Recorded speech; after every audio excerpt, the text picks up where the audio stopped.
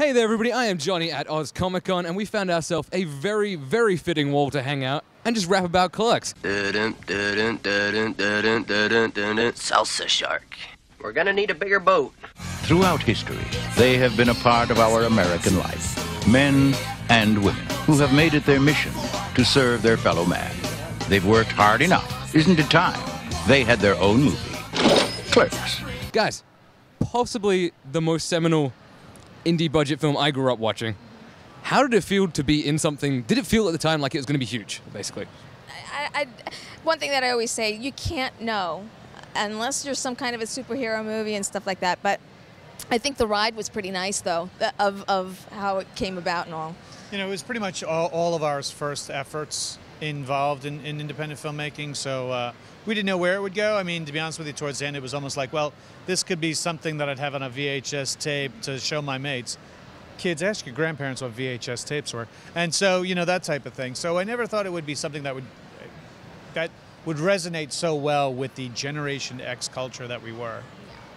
I caught the tail end of it because I'm a young lad. Right. And I came across it in a movie store one day on VHS. I'm like, what the hell is this? Sat down, like, these bunch of Americans, pretty funny.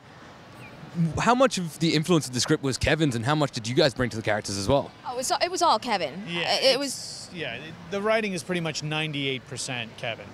And we are probably about, you know, our inflection and stuff like that, our take on the character is all us. But for the most part, all the dialogue is all him, and that's the genius about him. What did you like better, Jedi or The Empire Strikes Back? Empire. Blasphemy. Empire had the better ending. I mean, Luke gets his hand cut off, finds out Vader's his father, hand gets frozen, taken away by Boba Fett. It ends on such a down note. I mean, that's what life is, a series of down endings.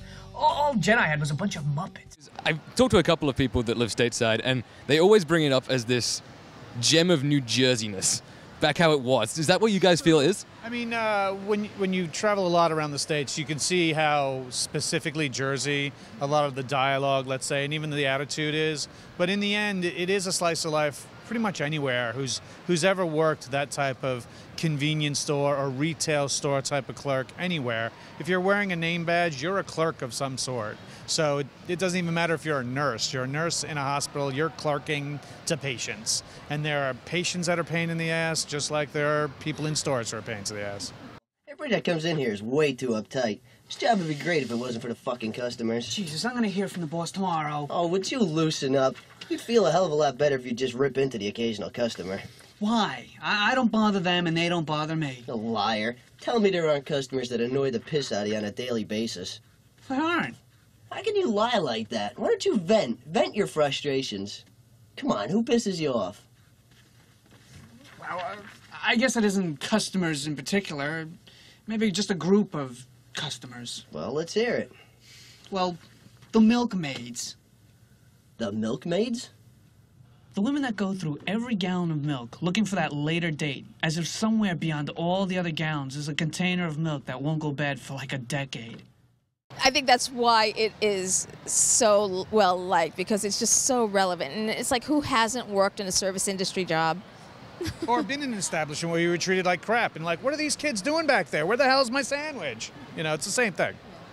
It's one of those things as well. Everything about the movie screams wonderfully budget, but at the same time, it all comes together to work so perfectly. How do you think that actually pulled off? Well, you know, the fact that it all comes back to his writing again. The fact that he can put in these pieces of his everyday work-a-day jobs, life stuff, along with what is going on in their own lives. Like, you know, he's having issues with his girlfriend. The ex-girlfriend is coming back into the picture. His friends are bothering because, hey, man, we scheduled a hockey game. I don't care if you have work. We're playing no matter what. So I think all those type of ideals and jokes actually really went well in the sense of how it connected with other people. You know, it's a very mature male, immature, sophomoric type of humor. But in the end, I think everybody kind of enjoyed it at the end. I think it's nice, though, that the fact that, because most of the time, let's face it, it's so many movies that's so male-oriented, but at least, you know, he's able to write women well as well.